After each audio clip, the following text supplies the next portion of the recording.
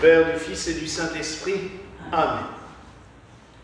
Mes très chers frères et sœurs, nous entrons en ce 17 décembre dans ce que j'aime appeler la semaine sainte de la Nativité, puisque c'est cette semaine cruciale où nous appelons le Sauveur, où nous l'invoquons, où nous le supplions de venir.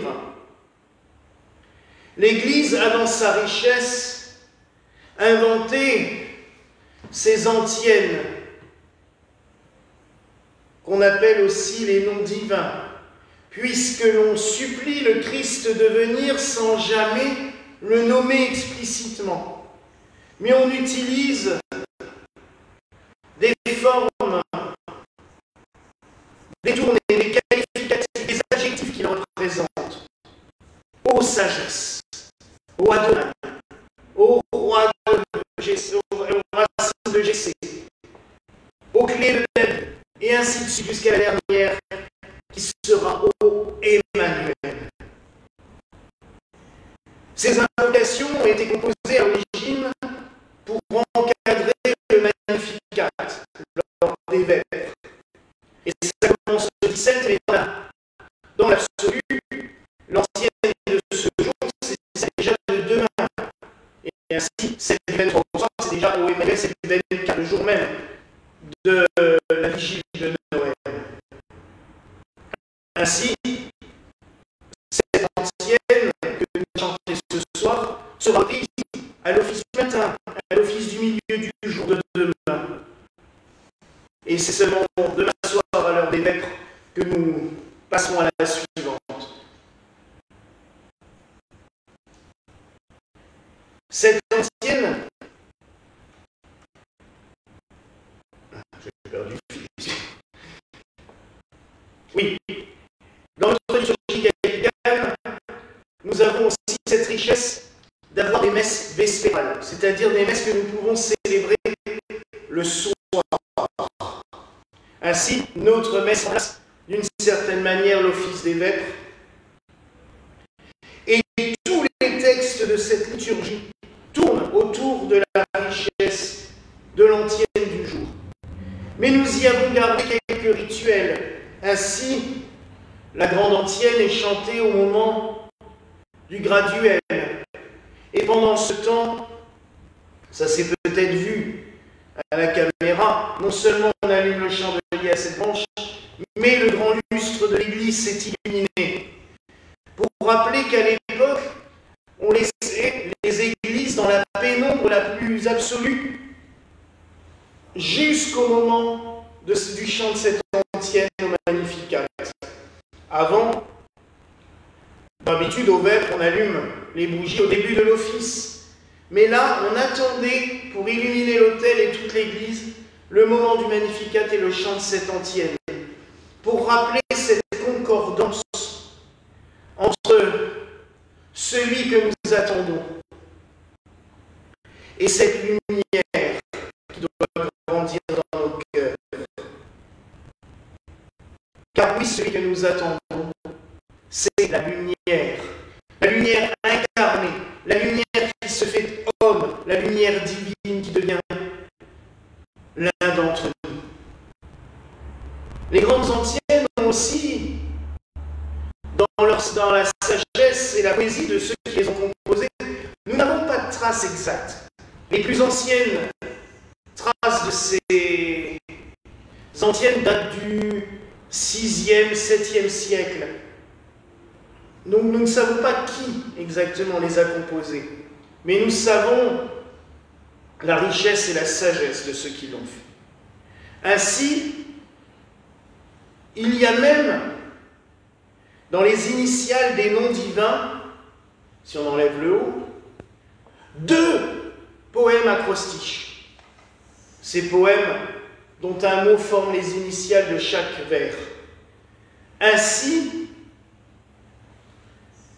si nous prenons tous les noms divins, par la fin, Emmanuel, je vais reprendre parce que je ne les connais pas tous toujours par cœur, il m'en manque toujours un quand je fais une liste. Si nous prenons Emmanuel, roi des nations,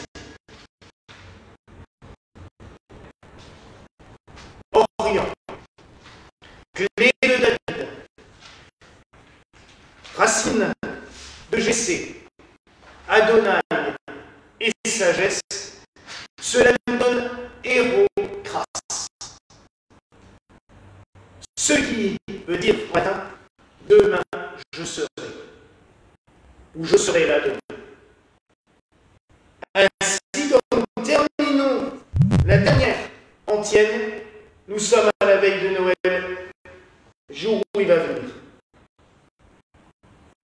Là où c'est aussi épatant, c'est que si on prend les lettres dans l'autre sens, ça nous donne le mot grec sarkor, de la chair. Le Christ prend chair. Dieu, notre Dieu, devient chair. Vous rendez-vous compte, mes frères et sœurs, de la richesse et de la sagesse, c'est qu'à de dire, de ceux qui ont composé ces textes qui nous préparent à Noël.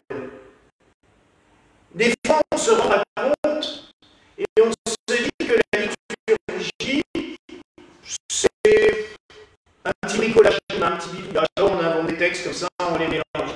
Non, non, non. Tout est réfléchi.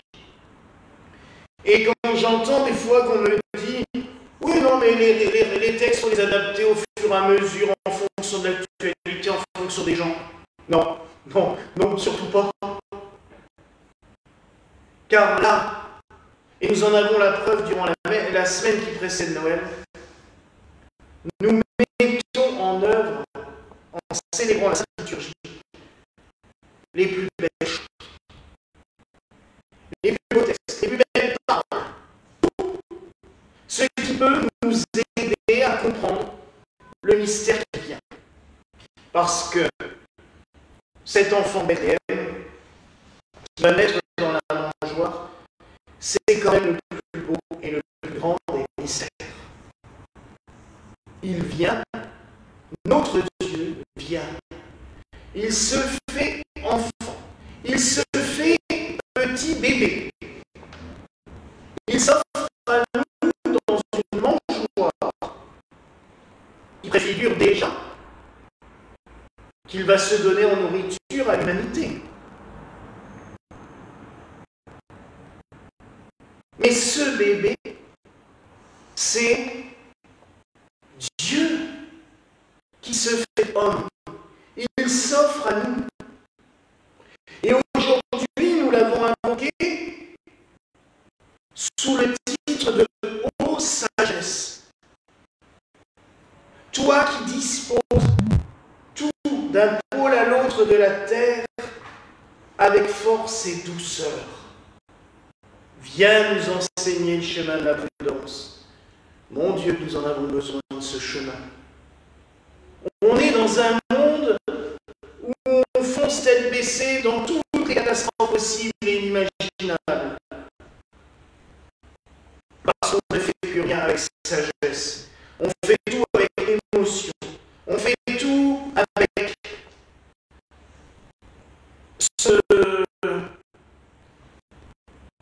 oui, c'est émotionnel. Ah, mais je ne peux pas le laisser comme ça. Ah, je ne peux pas faire ci. Pourquoi je fais ça? Non, mais demandons à Dieu de nous éclairer. Que dois-je faire? Comment, Seigneur, vois-tu les choses? Et là, nous pouvons commencer à y voir beaucoup plus clair. Quand ce jour, jusqu'à l'office de demain soir, nous demandions au Seigneur de nous la donner, cette sagesse. Lui qui est la sagesse incarnée. Ce qui fait d'ailleurs de Marie. Il y en a qui manquent de sagesse. Quand on entend les cris dehors. Qui fait de Marie le trône de la sagesse. Nous la vénérons sous ce nom-là dans les litanies. Marie, trône de la sagesse, Sedes Sapientiae.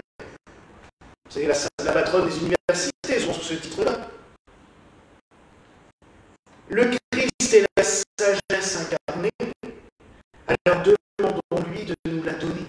Que quand nous recevons son corps et son sang lors de la Sainte Messe, il nous fasse participer aussi à cette sagesse, qui nous permette de mieux comprendre les choses, de mieux les intégrer, mais surtout de mieux y réagir, non pas selon l'affect ou l'émotionnel, mais selon ce qui est le mieux dans le plan divin. Et là, il y a du travail énorme. Alors, nous supplions le Seigneur de nous donner cette sagesse, comme il l'a donné au saint prophète Daniel, dont nous faisons mémoire.